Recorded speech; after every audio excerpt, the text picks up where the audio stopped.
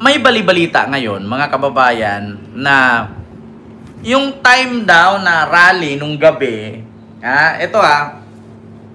ito, ano lang to chismis to, wag niyong paniwalaan. Kasi ang chismis, minsan totoo, minsan hindi. Paalala ko sa inyo.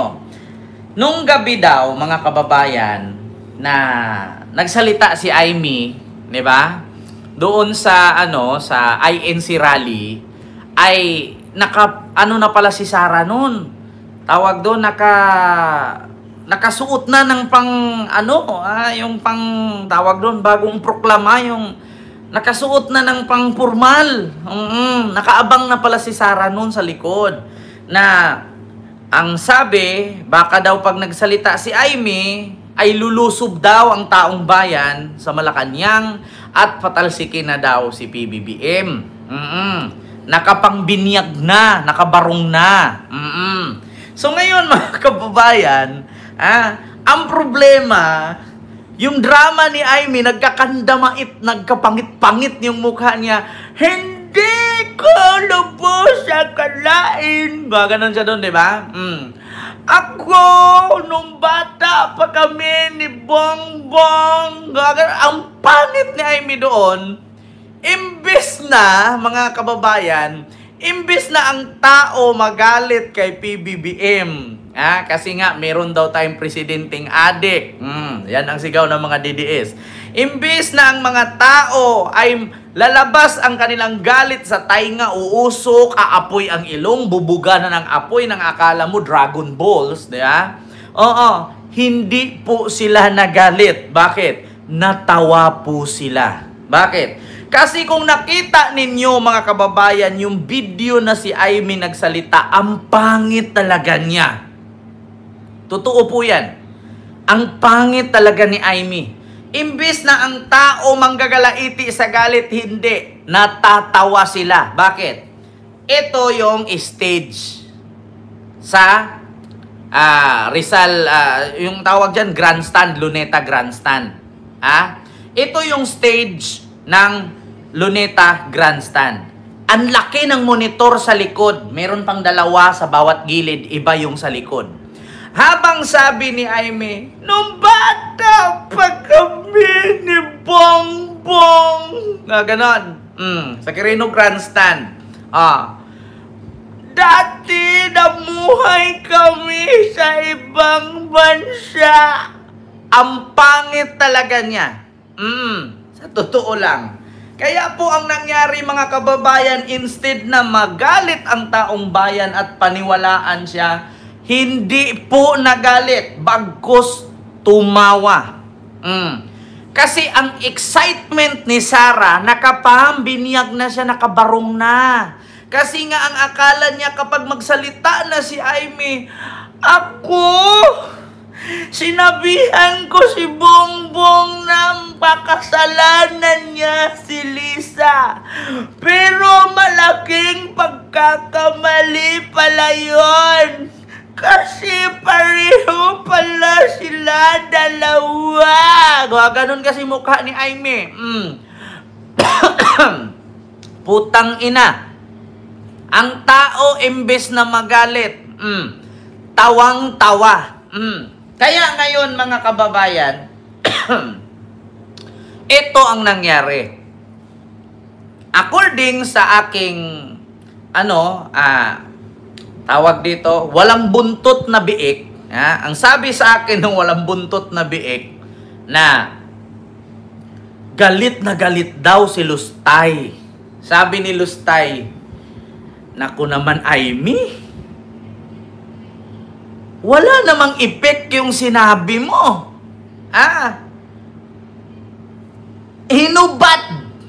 Hinubad ang damit.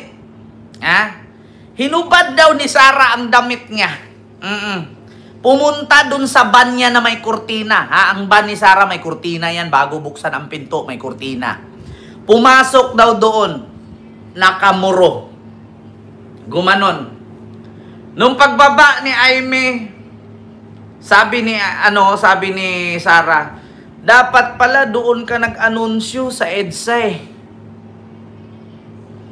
Dapat doon ka nag-anunsyo sa EDSA, may possibility pang lumusob ang tao eh. Di ba? Doon sa iglesia kasi hindi ka pinapaniwalaan eh. Di ba, Ma'am Risa May Davis? Maraming salamat po sa super sticker. Ikaw ba naman, sasabihin na, kinausap ko si Bongbong. Napakasalan niya si Lisa. Baka sakali magbago pa ang buhay niya. Pero malaking pagkakamali yun. Mga ganon. Putang ina, ang laki pa ng monitor sa likod niya. May dalawa pa sa bawat gilid ng stage dun sa may haligi. Sabi ng mga tao, boo! Boo! Diba, narinig nyo? Boo! Boo! Ang! Akala ko nga, ba! Boo pala. Boo! Boo! Kita nyo yan? Kaya mga kababayan, kung nagtaka kayo ngayon, wala pong kumagat sa drama ni Aimee. Walang kumagat. Kasi, ang according sa aking biik na walang puwet, biik na walang buntot, ang sabi sa akin, nakarating, chismis lang ito, wag paniwalaan. Yun talaga ang exciting part na inaantay ni Sara at ng mga DDS. Na kapag nagsalita na daw si Aimee, kasi syempre kapatid yan. Syempre kapatid di umano. Speaking of kapatid, kapatid ba talaga? Mga kababayan, ang nangyari, ang nangyari mga kababayan, palpak ang drama ni Aimee. According sa aking biik na walang buntot, palpak ang drama ni Aimee. Bakit? Ganito po mga kababayan. Pakinggan ninyo ang reaksyon ni mga kababayan. Pakinggan ninyo ang wait. Reaksyon ni Ramon Tulfo. Kung bakit mga kababayan hindi si Sara ang piniling presidente ng tao at hindi pumayag ang tao na palitan si PBBM. Ito po mga kababayan. Kung si Ramon Tulfo lang pasasabihin, bakit ayaw ng tao palitan si PBBM kay Sara? Ito po, pakinggan ninyo. President Bongbong Marcos will not resign. Stepping down is simply not an option. So, what do you think, Mon? Dapat naman kasi sinong papalit sa kanya, yung luka-luka. Bakit naman luka-luka? Nakita mo naman ng maasta. Nakita mo ba siya sa mga, yung gigilitan ko ng, merong something strong with her. So, you're afraid of that because of her mental well-being? Yun ang katakot. Kung iba sigurong vice president niya, baka dapat napalitan si Bongbong. Tamad eh. Sino tamad? Si Bongbong. So paano? Umpisa pa lang, baka na sa dalawa. Diba? Tamad pa tayo. Sabi mo, yung isa ganito, yung isa ganito. Yung isa tamad. Yung isa naman may sira sa ulo. Ito mo na kung gano'n na. Diba? Anong sabi ni Montulfo? Kung ibang vice-presidente, papalitan daw si Bongbong kasi tamad. Pero, kung pagdating naman sa vice-president, sabi naman ni Montulfo, paano mo ipapalit yan? Luka-luka. Kung iba daw, pag usaping presidente, papalitan daw si PBBM kasi tamad. Ngayon, sino ang papalit? Yung luka-luka? Walang mangyari. Diba? Kaya sa totoo lang mga kababayan, yan po ang totoo na reaksyon ni Montulfo. Pero ito mga kababayan pabiro lang ito ni Montulfo. Kasi palitan daw si BBM kasi tamad. Yun ang sabi Bakit daw papalitan? Kasi tamad daw. Ngayon, sabi ni Montulfo, sino ang ipapalit? Yung luka-luka? Diba? Baka ma-misinterpret ninyo mga kababayan. Hindi po siya ang nagsabing tamad. Ang sabi, papalitan daw si PBBM dahil tamad. So, sino daw ang ipapalit? Yung luka-luka? Kaya sabi ni Montulfo, may something nga siya, magilit daw sa leeg, gilitan leeg, tapos may something daw. Diba? Diba? Yun po yun, mga kababayan. Vice President, anong solution nyo? Kasal, ay, dyan na lang muna tayo, status quo tayo. Kay BBM. BBM na lang. Dahil anong gusto mo? Tamad o yung tamad pwedeng can be spurred into action. Kasi there's Pero a yung- cabinet secretary sa Mandon. Yes, marami naman siya mga cabinet secretaries na magagaling. If yung loka-loka, mahirap yun. Kung Malacanang declares that President Diba? Marcos will not resign. Pareho lang yan sa pareho lang yan sa, sinong pipiliin mo? Si Leni na lutang o si Sara na kawatan? Doon na lang ako sa lutang. Bakit? Kasi yung lutang, minsan, lulutang lang yung konti, tapos pag kinalabit mo, Mama Leni, may nakalimutan ka. May nakalimutan. Gaganon. Di mawawala yung pagka-mental block niya. Kung ang ipalit mo, kawatan. Di ba? Magugulat ka na lang, nakangiti yan, pero nawalan ka na. Di ba? Ganun yan, mga kababayan. Pero yun, hindi po yun, kumbaga, sinabi niya doon na tamad si PBBM. Hindi po ganun. Ang sabi kasi, papalitan daw si PBBM dahil tamad. Tapos sabi ni Montulfo, sinong ipapalit nyo? Yung luka-luka? Diba? So, wag na. Tiisin mo na lang yung sinasabi ninyong tamad. No? At least ang tamad, kaya pwede mo naman yan tulungan. Pwede mo naman sabihan. Kaysa naman sa luka-luka. Kahit sabihan mo yan, maya-maya, babalik na naman. Yun, mga kababayan. Kasi di ba sinabi nila noon, si Mama Leni daw, lutang, lugaw, di ba, ganyan. Tapos pag dumating daw ang eleksyon 2028, kung si Leni daw at si Sara ang maglaban, sino daw ang iboboto mo? Doon na lang ako sa tinatawag nilang lugaw. Kaysa naman sa iboboto mo yung kawatan, magugulat ka na lang. Di ba? Ganun yun. Wala naman talagang trabaho yan. Hindi naman talaga trabaho yan si Sara. So, what do you think, Mon? Dapat naman kasi sinong papalit sa kanya, yung luka-loka. Bakit naman luka-luka? Nakita mo naman ng maasta. Nakita mo ba siya sa mga, yung gigilitan ko ng, merong something's wrong with her. So, Diba? you're afraid of that because of her mental Yun ang well-being? katakot. Kung iba sigurong vice president niya, baka dapat napalitan si Bongbong. Tamad eh. Sino ang tamad? Diba? So paano? Umpisa pa lang, baka na sa dalawa. Okay.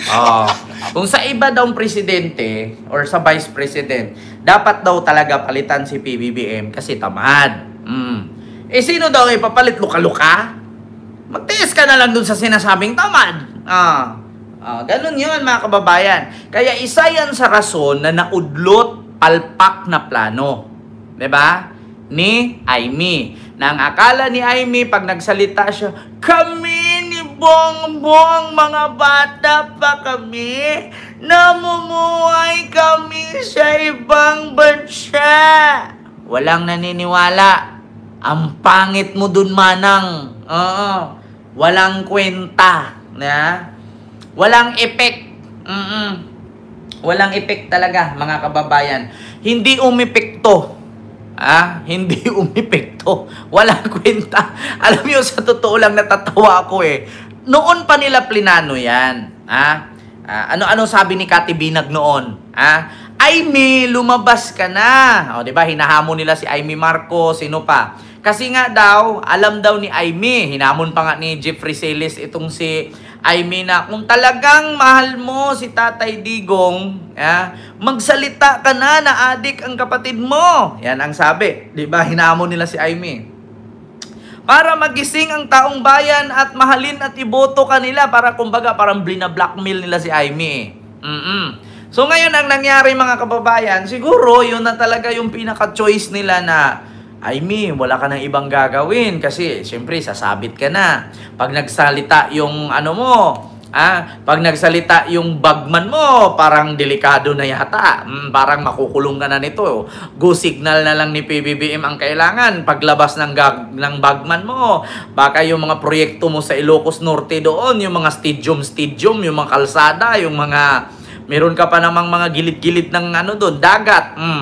Baka may mga substandard doon na, may mga ghost project niyan, mabibisto ka.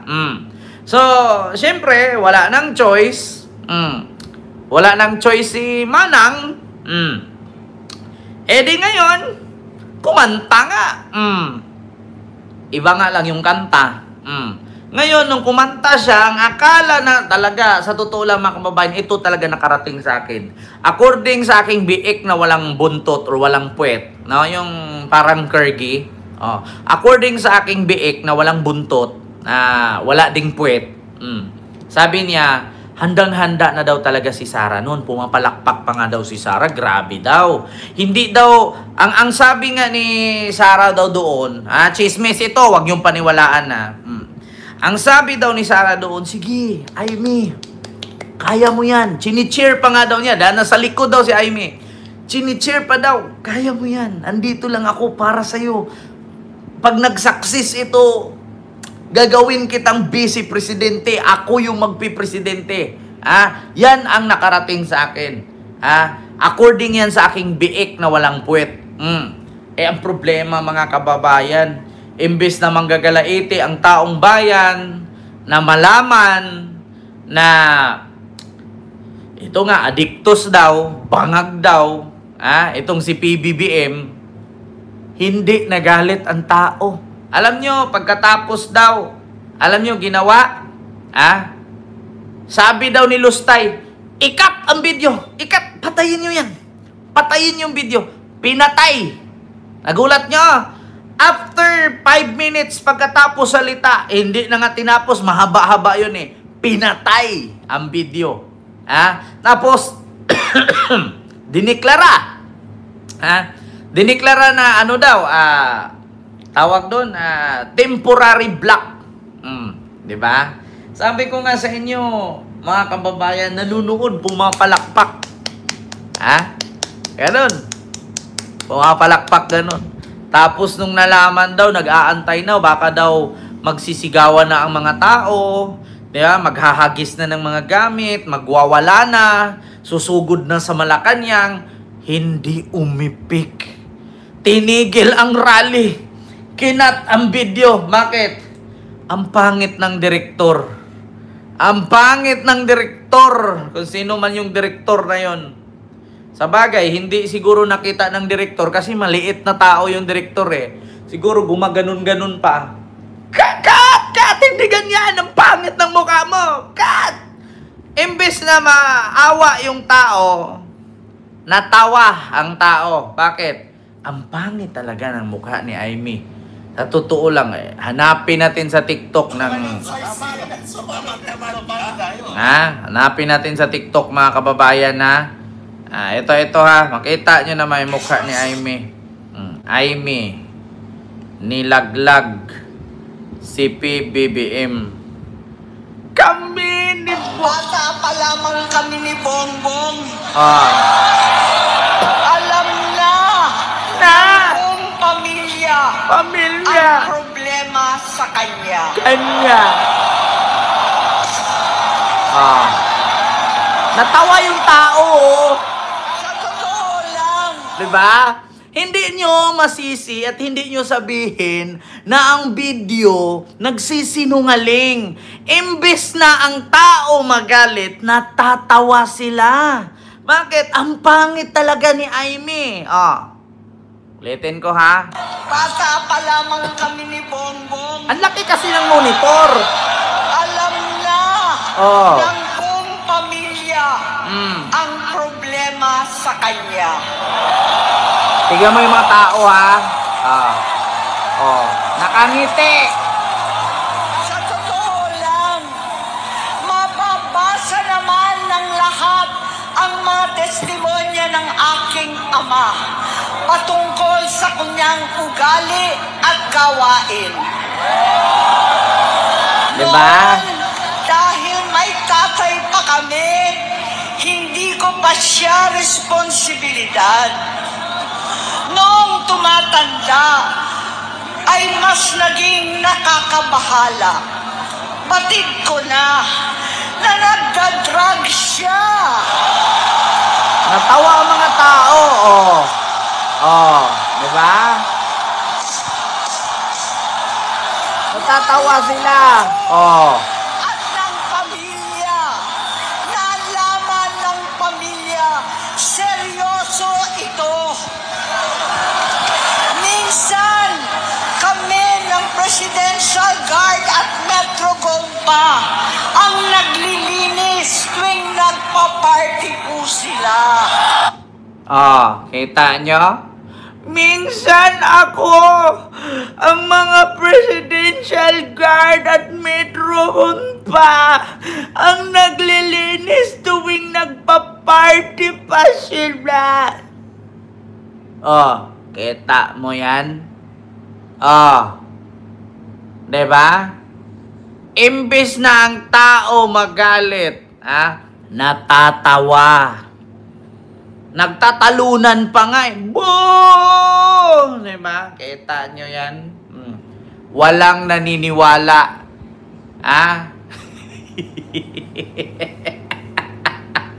Kasi bakit? Ang pangit. Ang pangit ng puta. Nagtaka lang ako mga kababayan. Di ba dati ang haba ng baba niya? Bakit ngayon umiksi? Siguro pinaputol niya yan. Siguro kinuhaan niya ng 1 inch. Tapos, di ba may mga operasyon sa Thailand? Yung pupunta ka ng Thailand, tapos puputulan, kukuhaan ng buto. Di ba halimbawa, isang dangkal yung baba mo. Kukuhaan ng 1 inches yan para iurong ganyan. Napanood nyo yung programa sa Thailand sa YouTube, mga kababayan, na yung mga pangit, yung mga bungisngis, labas yung ngipin, di ba? May mga ganun, tapos yung baba, ang haba, tapos pinuputol, tapos dinudugtong ganun, tapos biglang lalabas, ipapakita, tapos sisigawan yung mga pamilya, wow, ang ganda! Di ba? Ganun, yung binabawasan yung baba. Siguro ganyan ginawa niya. Kasi bakit? Kahit saang anggulo nung medyo bata-bata pa siya, ang haba talaga ng baba niya. Hindi niya may tanggi yan. Huwag siyang magalit kasi totoo talagang mahaba. Diba? Diyos ko. Wala, mga kababayan. Namuhay kaming magkakapatid sa ibang bansa. Kami-kami lang. Kinumbinsi ko pa si Bongbong. Pakasalan mo na si Lisa. Pakasalan mo na si Lisa. Tangina naman, no? Diba? Kaya sa totoo lang, mga kababayan, malaki daw ang pagkadismaya ni Lustay. Kasi sa kabila ng kanilang pagprotesta, naglabas ng pasabog, hindi umepekto. Hanggang ngayon, si PBBM pa rin ang presidente. Hindi si Sara. Bakit nga ba hindi kinagat ng Katoliko, mga kababayan, yung padrama ni Aimee? Bakit hindi kinagat ng Katoliko yung padrama ni Aimee? Hindi kinagat ng PNP, yung padrama ni Aimee. Hindi kinagat ng military, ng Marines, ng EFE, at ng lahat ng mga sandatahang lakas. Bakit hindi kinagat, mga kababayan? Isa lang ang aking masasabi. Kasi si PBBM hindi nanunumbat. Diba? Hindi katulad ni Digong noon, sasabihin agad ni Digong, kayo, mga pulis, mga military, mga marines, mga retero, kung hindi dahil sa akin, hindi tataas ang sweldo nyo. Diba? Nanumbat natural lang pataasan mo sweldo niyan. Bakit? Alam nga naman, tatanda na lang sila yung sahod nila, paliit ng paliit. Malamang, palakihan mo. Diba? Nanunumbat. At higit sa lahat, okay lang sana kung manumbat ka, ikaw ang may akda. Ng batas na tataasan ang sahod ng mga sundalo, pulis at mga government official. Si Trillanes ang may akda niyan. Hindi kay Digong yan. Diba? Nanunumbat kasi. At pangalawa, itong military, Kaya hindi kinampihan si Sara. Alam nyo ang rason? Isa lang ang rason, mga kababayan. Kung bakit ang military ay ayaw sumuporta sa ginagawang kudita nila Sara. Oo. Bakit? Kasi mga kababayan, ang military ay nabiktima sa confidential fund, di ba? Ni Sara. Mga kababayan, nabiktima, ginamit, AFP commander na nagbigay seguridad kay VP Sara, sinibak dahil sa issue ng confidential funds ayon sa Armed Forces of the Philippines. Naritong news to be at nabiktima sila eh. Sinibak ng Armed Forces of the Philippines si Colonel Raymond Dante Lachica bilang commander ng AFP Security and Protection Group na nagbibigay ng seguridad para kay Vice President Sara Duterte. Ayon kay AFP Public Affairs Office Chief Colonel Cerces Trinidad, mula sa pagiging commander ng ASPG na dating kilala rin bilang Vice Presidential Security and Protection Group, nireassign si Colonel Lachica sa Philippine Army noong Oktubre 4. Dawit sa confidential fund. Pangalawa, pangalawa, mga kababayan, laging binibira ni Pulong ang EFP, PNP, at ang PNP binibira ni Baste. Ang EFP binibira ni Pulong. Ang Coast Guard binibira din nila. Kasi nga gusto nilang papasukin ang mga Chinese vessels. Di ba? Maraming salamat po, ma'am. Sa yung super sticker, Brillantes Hollywood. Ayan, California. Maraming salamat po. 'Di ba? 'Yun ang katotohanan. At ito pa, ginamit pa ng DepEd noon na si Sara pa ang sekretary, ang Armed Forces of the Philippines na kumubra sila ng 15 million pinangalan sa AFP na wala namang natanggap ang AFP. Pinalabas naman ang ginamitan noon ng confidential funds ng DepEd sa ilalim ni VP Sara Duterte ang isang Youth Leadership Summit ng AFP.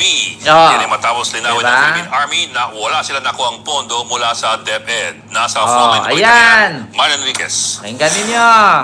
Kinuwestiyon sa pagdinig ng House Committee on Good Government and Public Accountability ang ilang dokumentong ipinasa ng Department of Education sa ilalim ni Vice President Sara Duterte.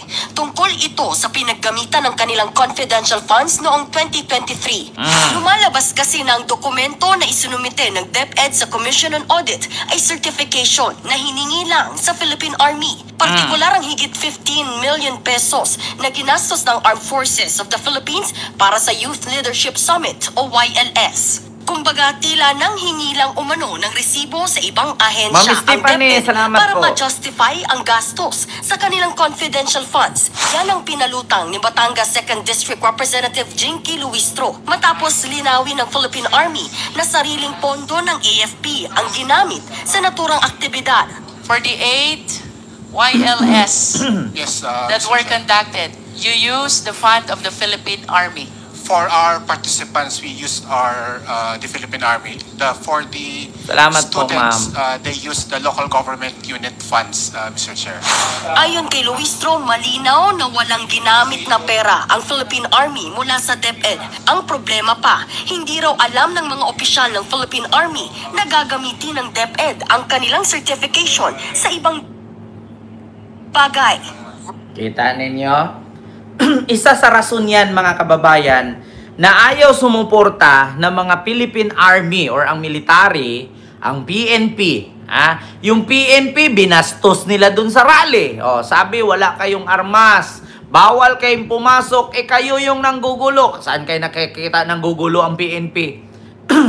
Kaya sa totoo lang, instead na ang PNP tutulong, wala. Binabato, binubugbog, tinatarget pa ng kung ano-anong bagay. Kita nyo, ilang PNP ang sugatan doon sa rally na instead na ang PNP tumulong, binubugbog nila.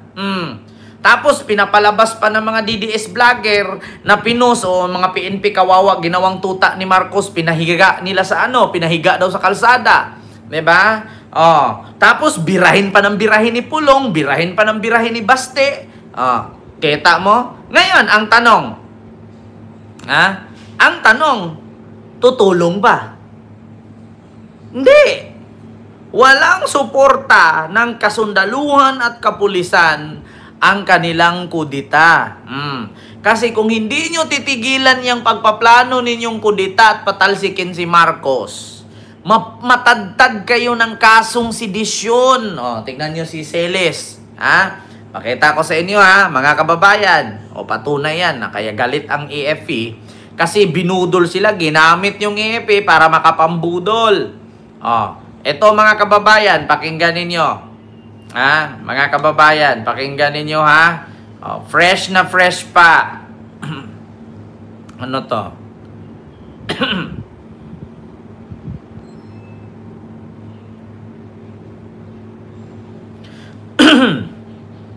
Ito pa mga kababayan. Fresh na fresh pa. Bukas ko na to ninyo isabi sa inyo. Ang katotohanan mga kababayan, si Jeffrey Celes. Ano yan? Si Jeffrey Celes, Ken. Meron na namang sabina sa Quezon City Trial Court na inciting to sedition na naman. Ito, mga DDS. Bakit hindi nyo binalita ito? Tinanggal na ni Trump ang 19% tariff sa Pilipinas. Kita ninyo? Bakit hindi nyo binalita yan? Baka naman iiyak na naman mga DDS nito. Ang mahal, 19% na taripa. Diba? Yan yung ano? Tapos may pulis pa, pinalo ni Hanilit ng cellphone sa noo. Sinong tatanggol niyan? Kita nyo, balita, kakapasok lang. Trump, admin, tinanggal na ang 19% tariff. Maka mag-iyakan na naman mga DDS nito. Diba? Tinanggal na naman ang 19% tariff. Ma'am R. Brillantes ng Hollywood, maraming salamat po ma'am sa super sticker. Diba? Tapos yung sheriff, binugbog pa ni Sara. Talagang wala. At saka mga kababayan, ganito yan. Ganito. Kaya kung napansin ninyo, sabi nga ni Bato, bakit tahimik daw ang mga dilawan pagdating sa binulgar ni Aimee? Ngayon mga kababayan, kaya po tahimik ang dilawan, mas piliin na lang po siguro nilang maging presidente si PBBM kahit galit sila. Bakit? Kaysa naman sa ipalit nilang presidente ay yung kriminal. Di ba?